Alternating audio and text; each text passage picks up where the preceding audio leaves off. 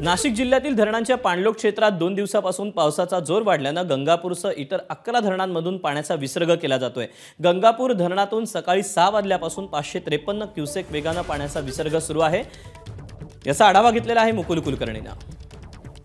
नाशिक शहरासह त्र्यंबकेश्वर, इगतपुरी आणि जिल्ह्याच्या इतर भागांमध्ये गेल्या 2 दिवसापासून पावसाचा जोर वाढलेला आहे।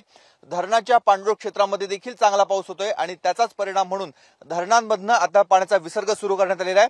आपण नाशिकच्या गंगापूर धरण परिसरामध्ये आहोत आणि आपण बघतोय गंगापूर धरण हे तुडुंब भरलेलं आहे। आज सकाळी 8 वाजल्यापासून गंगापूर धरणामधनं 500 क्युसेक वेगाने पाण्याचा विसर्ग हा सुरू करण्यात आलेला आहे। जसं जसं धरणाच्या पाणलोट क्षेत्रामध्ये पावसाचा जोर वाढणार आहे तसा तसा इथला पाण्याचा विसर्ग देखील वाढवला जाणार आहे आणि हे सर्व पाणी गोदावरी नदी पात्राच्या माध्यमातून जायकवाडीच्या दिशेने जाणार आहे।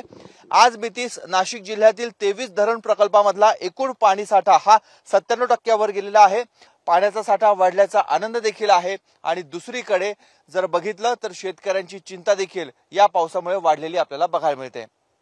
कॅमेरामन मयूर बारगेजेसह मुकुल कुलकर्णी, एबीपी माझा, नाशिक। गंगापूर धरणासह इतर 11 धरणांमधून पाण्याचा सध्या विसर्ग सुरू आहे। 553 क्युसेक वेगाने हा विसर्ग सुरू असल्याचं समजतंय। एबीपी माझा, उघडा डोळे बघा नीट।